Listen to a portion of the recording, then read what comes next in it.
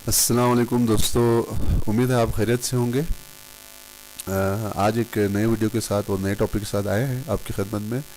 तो आज का हमारा टॉपिक है how to save money and invest. एक इंतहाई फाइनेंशियल एजुकेशन के हवाले से इम्पॉर्टेंट टॉपिक है। तो हम डिस्कस करेंगे कि हम पैसे को कैसे सेव कर सकते हैं और इसको इन्वेस्ट कर सकते हैं। इन्वेस्ट का मतलब ये है कि जो हम सेविंग करेंगे उसको आप उन जगहों पे यूज़ करें कि जिसकी वजह से आपको एक इनकम या प्रॉफिट मिलता रहे।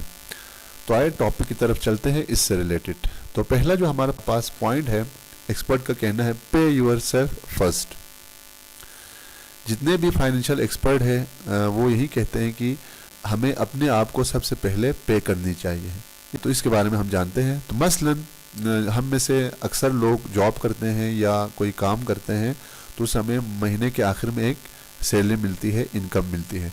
तो एक्सपर्ट ये कहते हैं कि जो हमारा सैलरी होता है या जो इनकम होता है उसको हम बहुत सारे ज़रूरी अखराजात में खर्च करते हैं, जैसे कि सौदा सल्फ हमने लेना हो या घर का किराया देना हो, तो उनमें हम खर्च करते हैं। एक्सपर्ट का कहना है कि आपने सबसे पहले जब आपके पास सैलरी आए तो उसका एक ख़ास अमाउंट आपने अपने आप को देना है, यानी कि सेव करना है, किसी और को नहीं देना है।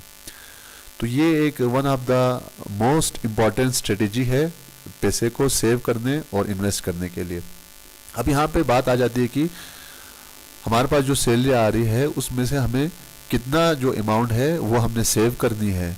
अब इसके बारे में एक्सपर्ट कहते हैं कि हमने कितना परसेंट या कितना अमाउंट हमने सेव करना है। तो इसके बारे में हम जानते हैं।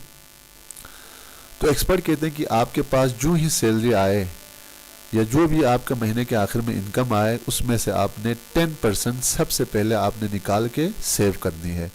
अब 10% आपने निकाला और सेव किया, और ये आपने हर महीने में करना है। हर महीने के आखिर में ज़रूरी अखराजात पूरे करने से पहले आपने 10% आपने अपने आप को देना है, यानी कि सेव करना है और इसको इन्वेस्ट करना है।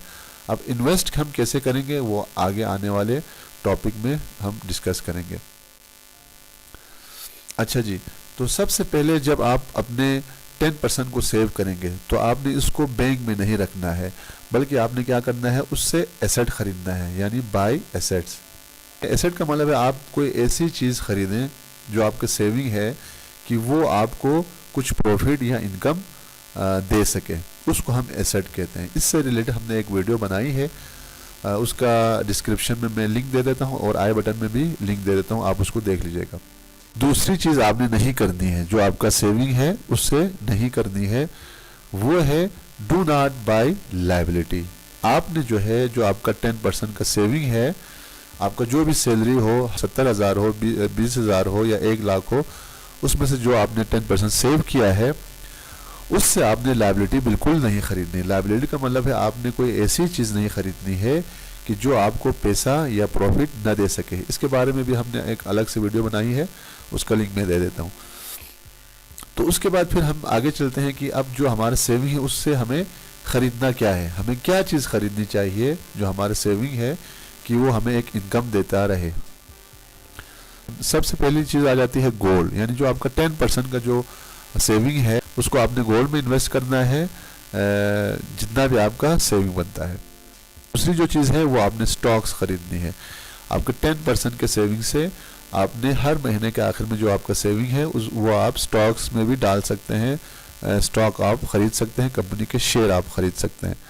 और तीसरी जो चीज़ है वो है रेंटल प्रॉपर्टी। अगर आपके पास सेविंग बहुत ज़्यादा है तो उससे अगर आप कोई प्रॉपर्टी ख़रीद सकते हैं तो आप उससे रेंटल जो है वो प्रॉपर्टी ख़रीद सकते हैं। अब यहाँ पे बात आ जाती है कि हमें गोल्ड में इन्वेस्ट करनी चाहिए, स्टॉक में इन्वेस्ट करनी चाहिए या प्रॉपर्टी में इन्वेस्ट करनी चाहिए। अगले वीडियो में हम डिस्कस करेंगे कि स्टॉक एक्सचेंज में आप इन्वेस्ट क्यों करें, यानी बाकी दो के मुकाबले में स्टॉक एक्सचेंज क्यों अच्छा है, इसमें आपको क्यों इन्वेस्ट करनी चाहिए। इससे रिलेटेड हम अगले वीडियो में डिस्कस करेंगे। उसके बाद चलते हैं कि आपके पास अब सेविंग तो आ गया। अब सेविंग आने के बाद जिस तरह हमने अभी बताया कि 3 एसेट आपके पास है जिनको आप ख़रीद सकते हैं। इनके ख़रीदने से क्या होगा, आपको एक अच्छा अमाउंट जो है वो रिटर्न मिलेगा।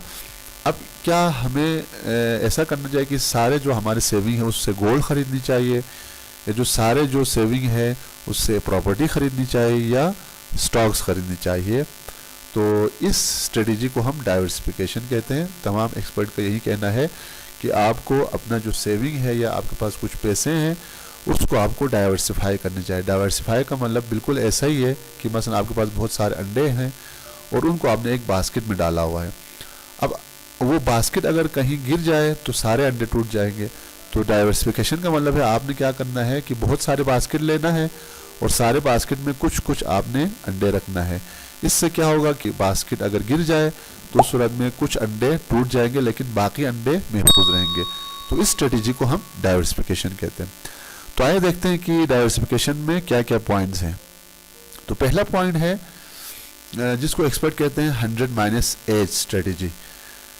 یہ ایکسپرٹ کا ایک نون جو ہے اسٹریٹجی ہے کہ جب آپ انویسٹ کرنے جا رہے ہیں یا آپ انویسٹ کرنا سوچ رہے ہیں تو سب سے پہلے آپ نے کیا کرنا ہے، اپنا جو ایج ہے اس کو آپ نے 100 میں سے مائنس کر دینا۔ مثلا آپ کا ایج 30 ہے، 18 ہے، یا 20 ہے، یا 50 ہے، اس کو آپ نے 100 سے مائنس کر دینا۔ اس کے بعد پھر کیا کرنی ہے، اس کا ذرا ہم ایک ایگزامپل لیتے ہیں۔